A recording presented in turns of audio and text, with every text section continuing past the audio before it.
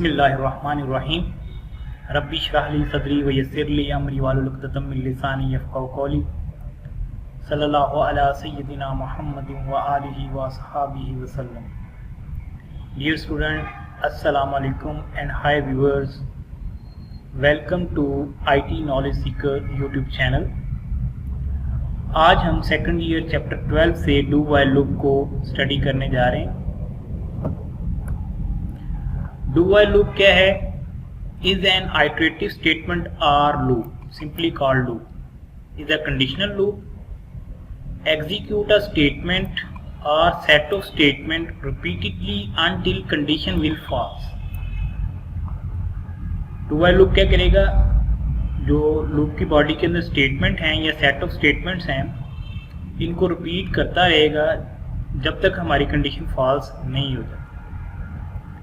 Similar to while loop, but the body of the loop come before the condition। Body of the loop must be executed at least one even if the condition is false।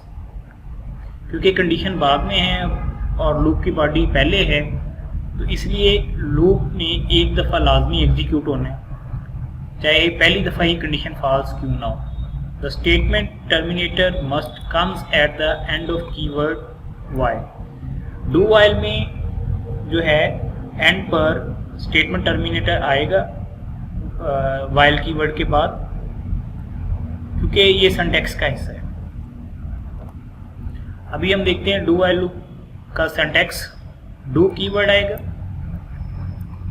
ये करली brace open हुई और उसके अंदर set of statements होंगी, करली brace close हुई, ये बॉडी ऑफ द लूप है। इसके बाद वाइल कीवर्ड आएगा, पैरेंथेसिस के अंदर कंडीशन आएगी, ये कोई रिलेशनल एक्सप्रेशन होगा जिसका रिजल्ट ट्रू या फॉल्स की सूरत में हमें मिलेगा। ये स्टेटमेंट टर्मिनेटर यहाँ सिंटैक्स का हिस्सा है, यहाँ पे हमने लाजमी स्टेटमेंट टर्मिनेटर देना है, अदरवाइज सिंटैक्स एरर रिसीव होगा। फ्लो चार्ट में देखें, सबसे पहले क्या है? बॉडी ऑफ द लूप, इसने एग्जीक्यूट होना है और उसके बाद कंडीशन ने चेक होना है। अगर कंडीशन ट्रू रिजल्ट रिटर्न करती है, यानी कंडीशन जो है वो ट्रू होती है, तो दोबारा again control body of loop पे आ जाएगा और बॉडी ऑफ लूप एग्जीक्यूट होने के बाद दोबारा कंडीशन चेक होगी। और अगर दोबारा कंडीशन ट्रू हो जाती है, दोबारा कंट्रोल बॉडी ऑफ लूप पे चला जाएगा और फिर उसके बाद उसकी स्टेटमेंट जब एग्जीक्यूट हो जाएंगी तो फिर कंडीशन चेक होगी और दोबारा ट्रू होने की सूरत में बॉडी ऑफ लूप पे कंट्रोल आ जाएगा। इस तरीके से ये लूप एग्जीक्यूट होता रहेगा जब तक कि ये कंडीशन फॉल्स नहीं हो जाती। जैसी कंडीशन फॉल्स होगी तो ये जो स्टेटमेंट है हमारी वो एग्जीक्यूट, यानी कि कंडीशन फॉल्स होने की सूरत में लूप से बाहर आ जाएगा और नेक्स्ट जो प्रोग्राम के अंदर स्टेटमेंट्स हैं वो एग्जीक्यूट होंगी। अब इसकी पहली एग्जांपल हम देख रहे हैं। इसमें हमने एक वेरिएबल डिक्लेयर किया काउंट के नाम से। ये फर्स्ट स्टेटमेंट जो है मेन के अंदर ये वेरिएबल डिक्लेरेशन है। वेरिएबल डिक्लेरेशन आपको पता है, process to specify variable name and its type. जैसे ही ये लाइन एग्जीक्यूट होगी, बेसिकली क्या होगा कि रैम के अंदर 2 बाइट्स रिजर्व हो जाएंगे, किस नाम से? काउंट के नाम से। और उसमें क्या पड़ी होगी? Garbage value.